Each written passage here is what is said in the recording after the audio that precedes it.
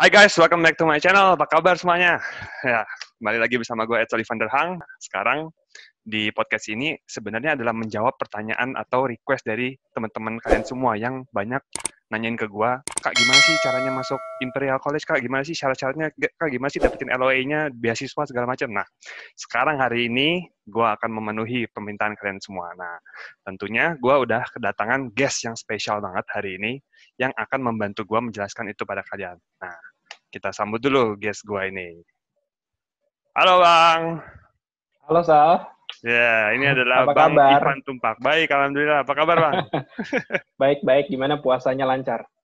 Alhamdulillah masih lanjut. Gimana work from Alhamdulillah ya. home-nya Bang? Ya, begitulah membosankan. Jadi Bang Ivan ini adalah teman gue, sesama alumni Imperial College London. Waktu itu perginya bareng gue juga, tapi kita beda jurusan gitu ya Bang ya? Yap. Nah, Kita jadi berseberangan sih sebenarnya. iya, kita berseberangan sih. Jadi, gue mau bacain dulu CV lu, Bang. Oke, ini gue udah siapin nih. Ini adalah CV dari LinkedIn Bang Ivan Tumpak. Ya, namanya adalah Ivan Tumpak. Jadi, secara singkat, Bang Ivan ini adalah lulusan S1 Universitas Pajajaran, jurusan International Relations atau HI, ya nggak, Bang? Betul. Nah, lalu melanjutkan S2 di Imperial College London, jurusan Environmental Technology. Ini belajar apa, Bang? Kalau boleh tahu secara singkatnya, Tentang Bang. lingkungan hidup sih. Kalau secara singkat itu mengenai tentang lingkungan hidup, bagaimana membuat kebijakan dan bagaimana membuat inisiatif mengenai lingkungan hidup. Ini engineering nggak sih, Bang?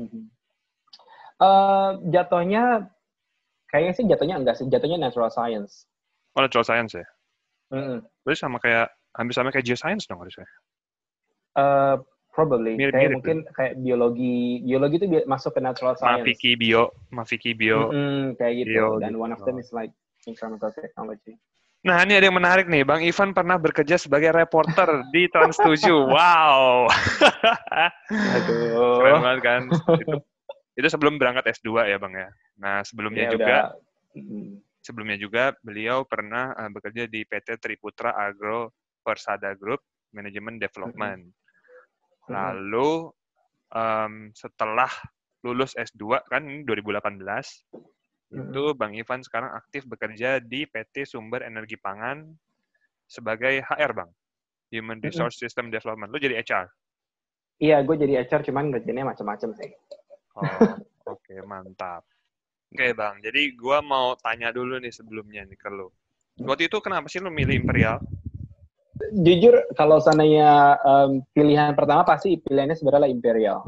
Sebenarnya kalau buat gue pribadi sih, dimanapun gue sekolah ya, selama memang itu bagus dan punya value added yang oke buat pengalaman ataupun masa depan gue, kenapa enggak gitu loh. Cuman memang kemarin kenapa akhirnya pilih Imperial, it's one of the best universities in the world. You have to admit it. I admit it. Dan, Pulau besar dan, kan? Apa? Pulau besar kan? Iya. Dan ya yang keduanya is in London gitu loh. Maksudnya London itu kan kota metropolitan like center of the world. Bisa kita bilang gitulah, banyak opportunities, terus banyak hal yang bisa dipelajari di sana. Seluruh orang dari seluruh dunia tuh pengen ke London untuk mengejar karirnya mereka. Jadi sepertinya akan banyak perspektif untuk kita bisa belajar di London. Sama mungkin karena ICL tuh programnya komplit ya. Dia tuh punya program yang nggak hanya cuma teori, tapi juga termasuk praktek. Dia nggak cuma kuantitatif, tapi juga kualitatif. Jadi kayak the whole package, kayak gitu loh. Dan environmental technology, setahu gue sih dari Imperial tuh like one of the best. Tapi correct me ya kalau seandainya gue salah. Cuman memang so far yang setahu gue adalah environmental technology itu yang ada di Imperial, dia punya kontribusi yang sangat besar untuk membuat kebijakan tentang lingkungan hidup yang ada di UK. Mereka punya koneksi yang bagus dengan pemerintah pemerintah UK, dan mereka punya koneksi yang sangat bagus dengan universitas-universitas di seluruh dunia, like the top universities in the world gitu loh. Mereka tuh punya satu kolaborasi yang sangat luar biasa sih kalau untuk hal tersebut. Menurut lu masuk Imperial tuh susah nggak sih, Bang? Buat gue itu punya jurusan IPS ya. yang notabene sosial, pelajaran setiap hari cuma kayak geografi dan segala macam, dan sedangkan pada saat gue masuk Imperial itu gue harus masuk jurusan yang bisa dikatakan IPA gitu loh, jurusan science, which means buat gue itu to be honest struggle sih. Dan gue yakin kalau seandainya gue nggak punya pengalaman yang cukup untuk mengambil itu, gue pasti nggak akan masuk kayak gitu loh. Jadi jurusan lo nih beda jauh banget sama pas S1 lo ya? Jauh lah. S1 gue itu hubungan internasional, S2 gue itu environmental technology.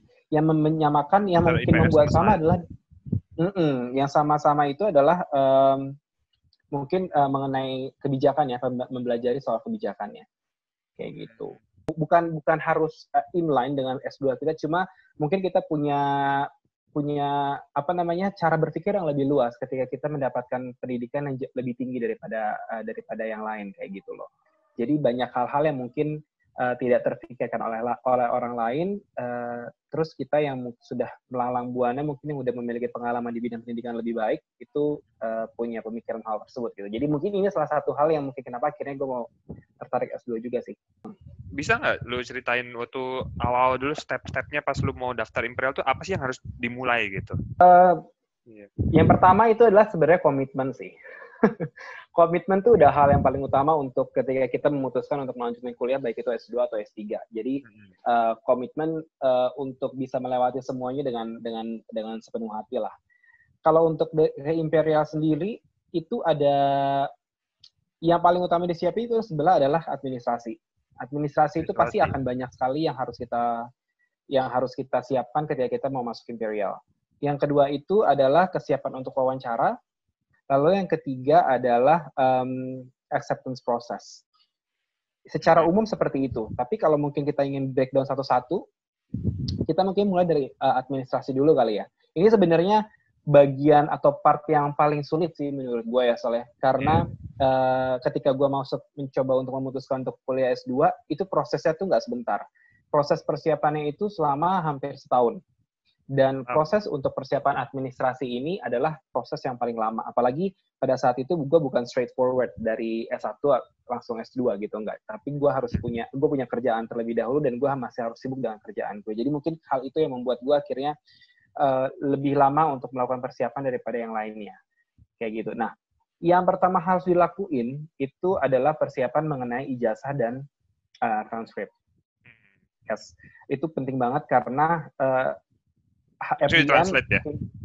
Yes, dia harus translate dan translate-nya itu harus oleh sworn translator. Oh iya. Yes, sworn translator.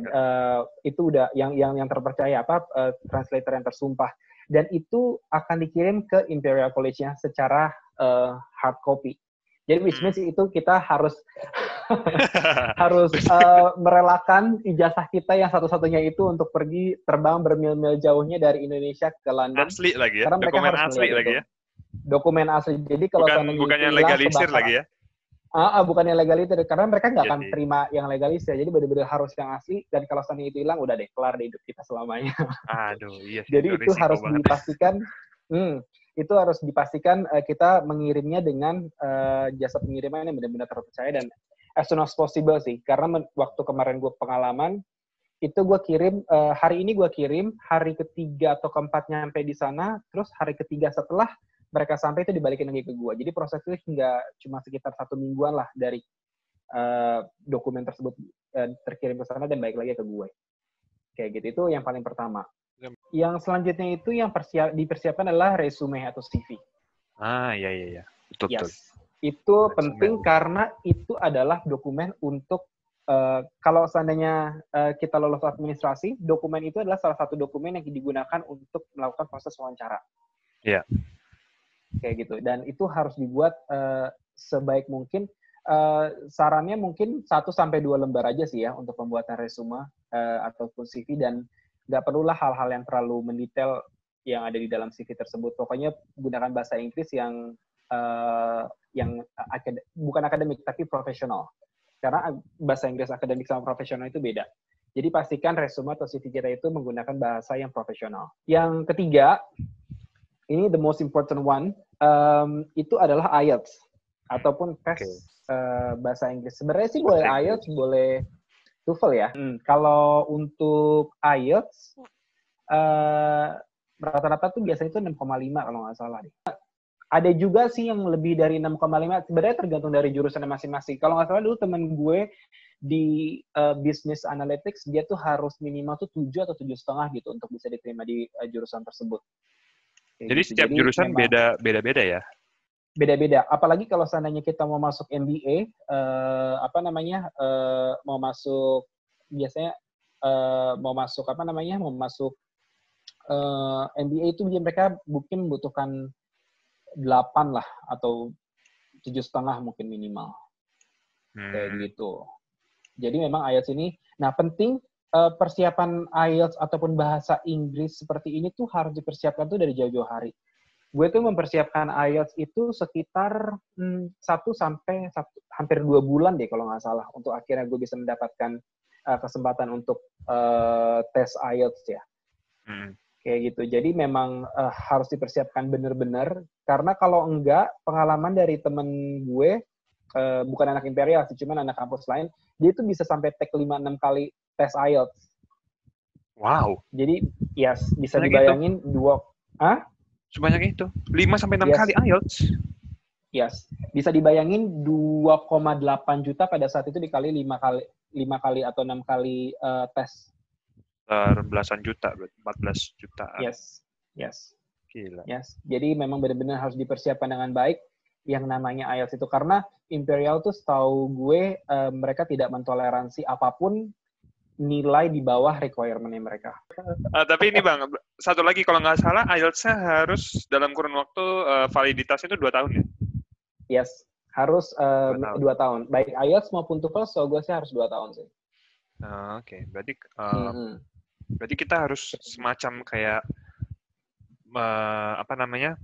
mengambil waktu yang tepat juga ya untuk mengambil IELTS itu, disesuaikan dengan entry kita mau ke university itu kapan gitu kan? Betul banget. Jadi memang harus disesuaikan, kalau enggak ya mereka benar-benar nggak akan toleransi apapun kalau seandainya tidak sesuai dengan requirement. Mungkin kalau misalnya mau mempersiapkan dari jauh sebelum 2 tahun itu bisa banyak-banyakin ikutan free trial gitu kali ya Bang ya? Kan ada betul, ya? Betul. Okay. Banyak kok free trial IELTS atau TOEFL kayak gitu, pasti banyak. Iya. Lu menyarankan IELTS untuk belajar sendiri atau les atau gimana Bang? Kalau lu? Ini sesuai kemampuan sih harusnya ya. Iya, dia sebenarnya baik lagi ke orangnya masing-masing, tetapi sesuai pengalaman. Kalau gue pribadi, gue cukup orangnya adalah I'm not a good test taker. Jadi menurut gue untuk persiapan secara intensif untuk masuk ke ke les courses untuk special for IELTS is really needed gitu loh. Benar-benar harus salah satu hal yang gue butuhkan gitu. Tapi juga ada juga orang-orang yang memang mereka bisa belajar sendiri untuk ngambil tes. Kayak gitu. Cuma kalau buat gue sih saranin lebih baik ambil courses, karena mereka punya banyak tips-tips yang mereka bisa bagiin untuk kalian supaya kalian bisa tuh pas dari requirements yang dibutuhkan. Betul sih. Tapi kalau courses online IELTS itu sekarang udah banyak juga ya? Udah banyak juga sih. Udah banyak juga. Courses online ada yang free juga nggak sih? Free jarang ya? Ada juga sih. Ada tapi nggak lengkap ya? Tapi nggak lengkap. Lebih baik tapi kalau to be honest, buat gue sendiri lebih gue saranin untuk ya bisa in class langsung, bukan karena kenapa-napa, tapi kita bisa lebih banyak koordinasi atau komunikasi dengan teman kita, kayak gitu loh. Kalau setiap hari kita bisa ngomong bahasa Inggris dengan mereka, terus habis itu elaborasi setiap soal-soal, itu pasti lebih bagus. Menurut gue sih seperti itu ya. Karena dulu gue melakukan hal tersebut kayak gitu, dan setiap hari itu minimal 3 jam, Senin sampai Sabtu. Setelah IELTS selesai, selanjutnya itu ada motivation letter atau statement of purpose. Yes, ini dia nih yang kayaknya krusial banget nih ya, perlu. Yes, ini penting banget. Ada 4 bagian yang harus dilakukan ataupun harus dibuat sebagai statement of purpose. Ini tips dari gue ya. Yang pertama itu adalah mengenai pembukaan. Pembukaan dari statement of purpose itu terus berisi mengenai introducing about yourself. Siapa kita, background S1 kita apa, lalu pekerjaan kita apa, itu dijabarin, tetapi dijabarkan dengan singkat, ya seperti introduction dalam sebuah surat ya. Itu yang pertama.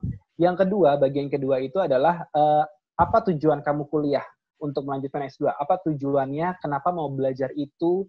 Lalu pengalaman apa yang membuat kamu akhirnya benar-benar menginginkan untuk melanjutkan S2 dan menginginkan jurusan tersebut, itu harus dijabarkan.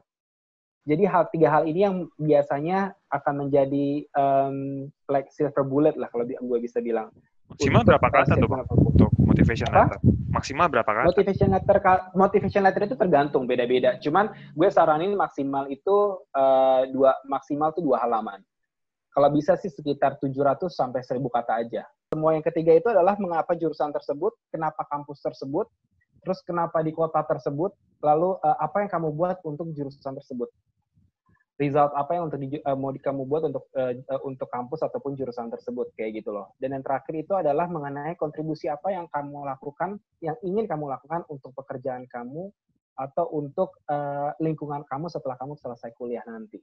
Tapi ada tips nggak Bang, gimana caranya kita sebelum submit statement of purpose kita itu kita bisa benar-benar yakin kalau ini udah layak banget nih untuk gua submit gitu.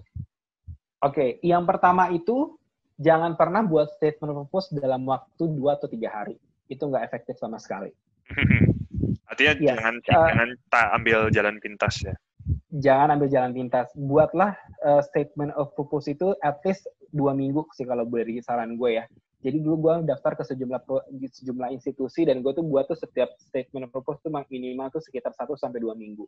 Karena apa? Karena ketika kita memberikan jeda waktu untuk kita membuat statement of purpose tersebut, kita punya banyak waktu untuk berpikir dan mencari memflashback lagi apa yang telah kita lakukan dan melakukan penelitian lebih jauh apa yang akan kita lakukan. Itu yang pertama. Lalu yang kedua, don't faking good, itu aja.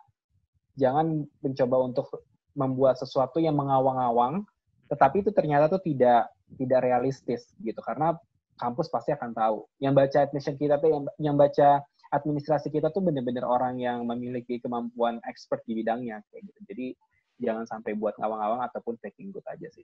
Iya, kadang karena menarik ini ya statement of purpose nih. Kadang kita mau mengutarakan sesuatu yang kita mau kasih tahu alasan kenapa kita mau masuk kampus tersebut kan, tapi kan kebanyakan orang mungkin arahnya menjadi seperti menjilat atau memuji-muji kampusnya yang berlebihan. Itu sebenarnya bagus atau enggak sih, Bang? Betul. Atau itu harusnya dihindari itu sebenarnya seperti itu. To be honest, buat gue pribadi itu harus dihindari sih. Karena gini, setiap kampus pasti menyadari kampusnya mereka itu seperti apa. Kalau misalnya kita daftar ke kampus yang secara urutan dunia misalnya ada di angka 500 ataupun 1000 gitu misalnya. Terus pada saat kita membuat statement of purpose, kita membuat mereka bahwa seolah-olah kampus itu tuh ada di rankingnya Nirwana gitu, mungkin yang 50 besar, 100 besar, yang which means sebenarnya mereka juga tahu kalau mereka tuh bukan sebaik itu gitu loh. Dan ketika ada orang yang berbicara seperti itu, pelamar ataupun student yang ngomong itu, mereka pasti akan bilang, you're faking good gitu loh. Mereka lu hanya cuma sekedar ingin pengen diterima di sini, tapi lu nggak tahu apa yang akan lo lakukan di sini kayak gitu. Make sense sih. Setelah motivation letter apa lagi Bang? Yang terakhir itu adalah recommendation letter. Nah, recommendation letter ini harus dari orang kayak apa sih sebenarnya yang membuat recommendation letter kita itu yakin nih 90% ke atas diterima gitu? Gue mungkin bisa bilang recommendation letter itu adalah salah satu dokumen yang mungkin bisa membuat seseorang itu diterima di sejumlah kampus terbaik di dunia. Gitu. Karena gue punya beberapa pengalaman pun teman-teman gue juga mengalami hal yang sama, bahwa recommendation letter itu adalah satu hal yang benar-benar krusial. Dari gue sendiri, gue saranin dosen pembimbing oke. Partner atau atasan kerja oke. Tetapi kalau memang seandainya harus diminta satu lagi, itu gue lebih saranin orang yang memiliki power yang cukup baik ya, memiliki well known lah. Dulu kalau gue pribadi sih, gue minta wakil rektor gue di kampus. Kebetulan dia dosen pembimbing juga ya, wakil rektor. Lalu yang kedua itu gue minta salah satu anggota Dewan Pertimbangan Rakyat. Wow, serius? Yes, indeed. Jadi memang dua orang ini tetapi again, recommendation letter atau orang yang memberikan rekomendasi itu harus real. Tapi to be honest, dua orang ini adalah dua orang yang memang pernah bekerja dan bekerja sama dengan gue ketika gue kuliah dan ketika gue bekerja. Jadi memang bukan faking good gitu loh, karena memang mereka gue memiliki pengalaman itu. Jadi saran gue, pilihlah dua orang yang benar-benar memiliki power, memiliki kontribusi nyata, memiliki ilmu yang benar-benar pengetahuan yang oke, dan juga posisi yang bagus sih menurut gue. Salah satu teman gue pernah kok minta recommendation letter itu ke menteri dan dia masuk ke Harvard. Wow. Ada berapa ya kalau Imperial itu recommendation letter-nya yang diperluin? Itu minta 2 deh kalau nggak salah. 2 ya kalau nggak salah. Oke. 2. Nah, kalau mungkin beda-beda juga kali, nggak tahu juga sih. Tapi kalau di tempat gue sih 2, tapi most of them kayaknya sih 2 deh. Kayaknya kalau nggak salah gue juga 2 deh, kalau nggak salah. Iya kan? Iya. Nah, terus abis itu setelah administrasi apa lagi, Bang? Jadi tadi administrasi udah selesai kan dokumennya? Administrasi udah selesai, beres semuanya. Kalau udah dikirim semuanya dan kita mendapatkan jadwal wawancara, kalau nggak dapat, kalau nggak lolos administrasi ya udah lah ya, wassalam gitu. Yeah. Tapi kalau lolos, biasanya gue kalau di kampus gue di jurusan gue itu mendapatkan kesempatan gue wawancara. Wawancaranya itu dari 2 hal, yaitu adalah resume atau CV. Yang kedua itu adalah statement of purpose tadi. Jadi makanya tadi gue bilang CV, resume, dan statement of purpose itu harus disiapkan dengan sebaik mungkin, karena ketika terjadi wawancara, itulah yang akan mereka lihat dan mereka akan wawancarakan kepada Berarti kita. Pas wawancara itu mereka udah pegang tuh? Yes, apa enggak? Mereka udah pegang ya? Udah pegang. Berarti mereka sudah baca, sudah pegang ya? Yes, udah pegang, udah baca. Biasanya kalau seandainya kalau dia tinggal di UK, mereka wawancaranya tuh bahkan lebih parah. Jadi mereka berhadapan sama 3 kalau enggak 4 orang. Pokoknya 3-5 orang lah di depan mereka, dan mereka tuh diwawancara sama 3-5 orang itu. Wow, langsung ya? Dari lecturers-nya. Iya, langsung. Kalau lu waktu itu 1 orang doang? Gue 1 orang, karena kita waktu itu secara Skype, tapi lama. Itu kalau nggak salah habis waktu 1-2 jam deh. Oh. Lama banget. Apalagi waktu itu karena memang mungkin mereka tahu gue dari kelapa sawit ya. Jadi mereka pengen tanya banyak mengenai hal tersebut. Banyak nggak yang nggak lolos pas di tahap wawancara? Lu tahu nggak? Apa lu nggak tahu? Ini yang dapat dari dosen gue di sana ya, lecturer gue. Dia sempat bilang satu jurusan itu kita waktu itu adalah hampir 150 orang. Oke. Satu jurusan yang kita akhirnya dibagi lagi menjadi 9 sub course gitu loh, sub course. Tapi dia bilang dari 150 itu kita dipilih dari 4.000. Wow. Yang gue tahu ya 3.000 sampai 4.000 orang yang mendaftar. Jadi memang memang orang pilihan. Sih, menurut gue. Hanya sebenarnya sih enggak sih. Enggak. Maksudnya lu ya, gue nggak tahu jurusan gue berapa, gue nggak pernah research. Gue pasti lu bayang juga lah, gak mungkin gagal kan? Enggak lah, nggak mungkin. Jurusan one of the best, that's why computer science is one of the best. I mean like, kalau menurut gue sih karena ya mungkin bukan pilihan juga. Benar, 4.000 itu yang interview atau 4.000 yang dari awal administrasi nge-apply? Administrasi. Kalau yang dari interview gue nggak tahu. Cuman dari setahu gue mereka bilang waktu itu antara 3.000 sampai 4.000 orang yang daftar, hanya 150 yang terima, itulah kita. Luar biasa sekali. Setelah wawancara apa nih Bang berikutnya? Habis wawancara, kalau sudah kalau udah oke, mereka akan kasih kabar tuh. Waktu itu gue kasih kabar mereka kalau nggak salah cepet deh. Gue wawancara selesai jam 7 malam, sekitar jam 9, jam 10 mereka udah kasih kabar. Hah, hari yang sama? Atau enggak. Hari yang sama. Jadi mereka memang, dia bilang, kalau gue tanya teman-teman gue, keputusannya itu beda-beda. Oh gitu. Ada yang diterima setelah 1 minggu wawancara, ada yang setelah beberapa hari, ada yang bahkan setelah 1 bulan baru dinyatakan dia diterima di Imperial. Sedangkan gue kemarin cuma 2 jam atau 3 jam. Jadi ada maksud tertentu atau emang karena ngurusin banyak orang gitu? Ya. Gue rasa sih karena memang mereka masing-masing punya, biasa gini, kalau seandainya mereka penerimaan, setahu gue ya, penerimaan kampus mereka akan membuat orang-orang masuk ke dalam waitlisted. Yes. Apa kalau seandainya wawancaranya ataupun interviewnya oke, kalau nggak biasa-biasa aja mereka akan masuk ke dalam waitlisted. Kayak gitu loh. Jadi mereka biasanya akan tunggu untuk mewawancara kandidat yang lain. Waiting list. Biasanya kampus-kampus besar, kampus-kampus populer itu biasanya seperti itu rata-rata. Rata-rata seperti itu. Even di Amerika, di Australia pasti biasanya rata-rata mereka seperti itu. Itu pas pengumuman langsung LOA conditional? LOA unconditional. Langsung unconditional? unconditional, langsung dia unconditional karena memang tadi gue bilang administrasi gue tuh secara administrasi semuanya udah memenuhi syarat. Sebentar. Jadi, Sebelum pas lu daftar administrasi itu lu udah punya beasiswa belum sih? Di situ Sebelumnya gue udah. Sebelumnya lu beasiswa atau self payment? Beasiswa. Lu pakai beasiswa full ya? Oke. Full. Itu lu udah dapat beasiswa duluan? Apa setelah? Itu di situ gue udah dapat beasiswa. Udah dapat ya? Udah dapat. Iya, udah dapat. Tetapi baik sudah dapat ataupun belum, mereka pasti akan seperti itu. Treatmentnya setiap jurusan, again, even dalam satu kampus itu beda-beda, Sal. Oke. Salah satu contohnya adalah ketika gue kalau nggak salah bisnis analitik, mereka masih LOA conditional sampai mereka memberikan deposit. Gitu. Iya, Anak bisnis kalau nggak salah sekitar 50 juta depositnya pada saat itu. Nah, gue juga gitu.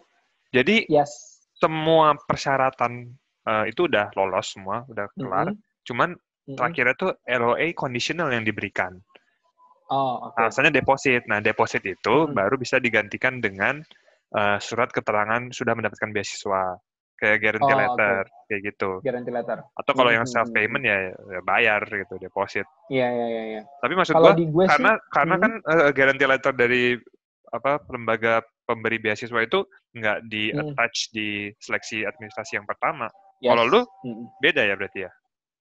Kalau gue sih beda sih. Mungkin karena gini, again, kebijakan setiap jurusan itu beda-beda. Makanya mungkin karena tadi yang gue bilang, mereka punya banyak sources, mereka punya banyak kandidat yang sebenarnya bisa mengantri, dan ketika kita oke, kalau memang sana yang nggak bisa, ya udah kita lepas gitu loh. Tapi memang mereka udah kasih kita LOA unconditional. Mereka akan rilis, kalau nggak salah mereka akan terima kita kalau seandainya baru kita kasih guarantee letter dari kita sendiri, apakah kita mampu membiayai atau tidak. Karena kalau seandainya tidak mampu membiayai, even LOA unconditional pun mereka pasti akan nggak peduli kayak gitu loh. Jadi setiap treatmentnya sih beda-beda sih, karena gue nggak ada deposit sama sekali.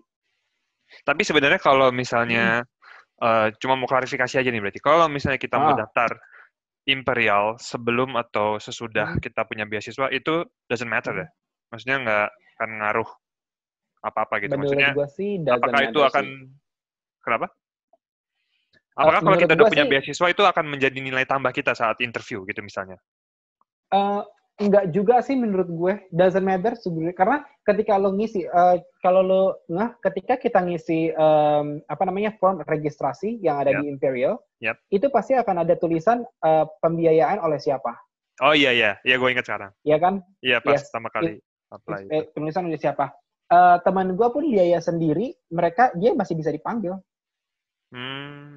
Jadi kalau scholarship awardee itu nggak menjamin juga ya untuk seseorang bisa lebih chance kemungkinan keterimanya lebih gede gitu. I don't think so. Kayaknya nggak mungkin sih. Apapun kejadiannya itu kayak nggak. Atau mungkin the other way around kali ya? Bisa jadi. LOA tapi nggak juga sih. Karena kan lu ketika dapat beasiswa juga lu belum punya LOA apa-apa kan? Yes. Terus setelah interview dapat LOA unconditional, selesai kan, udah. Baru acceptance process.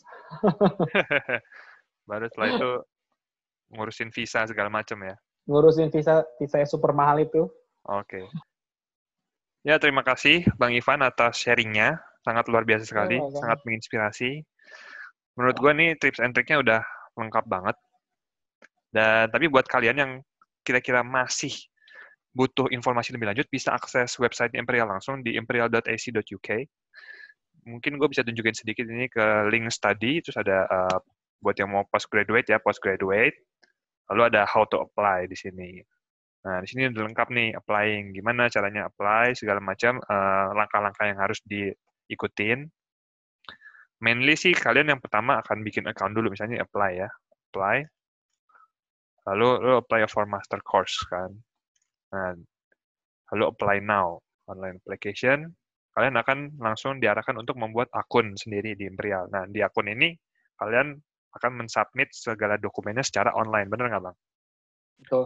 kecuali yang tadi ya, ijazah sama transkrip itu harus dikirim hard copy-nya. Selebihnya yang kayak motivation letter, recommendation letter, IELTS, itu bisa submit online aja. Ya nggak? Ada kata-kata terakhir kah Bang, pesan untuk adik-adik atau teman-teman kita di luar sana yang pengen masuk Imperial? Well, semangat. Imperial is not joke. It's not a joke. It's a big deal. Harus serius ya intinya. Nggak boleh asal-asalan. Nggak boleh asal-asalan. Oke. Oke, itu aja guys. Kalau misalnya kalian masih ada pertanyaan juga, misalnya ada pertanyaan yang belum dijawab, bisa kontak Bang Ivan langsung, atau bisa kontak gue juga lewat media sosialnya Bang Ivan di bawah ini, Instagramnya sama LinkedIn-nya. Boleh ya Bang ya? Gue share ya? Boleh dong, boleh dong. Nanti kalau ada yang DM, tolong dijawab ya Bang, jangan di-ignore loh. Silakan. Oke, thank you banget Bang Ivan atas waktunya. Sama-sama Edsel, terima kasih banyak kesempatannya. Terima kasih banyak juga udah sharing ke kita, dan semoga ilmunya bermanfaat, semoga berkah. Amin, semoga sukses di kemudian hari mendapat balasan yang setimpal atas kebaikannya ini. Sama-sama loh Edsel. Amin, ini kan bulan puasa Bang, sekalian biar tambah berkah. Amin. Gitu. Amin. Oke, see you guys. Don't forget to subscribe to my channel if you like it, and then bakal ada video-video lainnya tentang tips-tips meraih beasiswa, sekolah di luar negeri, atau seputar tes seleksi masuk korporat yang kalian idamkan. Jadi, subscribe di bawah. Suruh subscribe dong, Bang. Subscribe. Di mana ya? Di sini. Like and comment. Oke. Bye. Bye.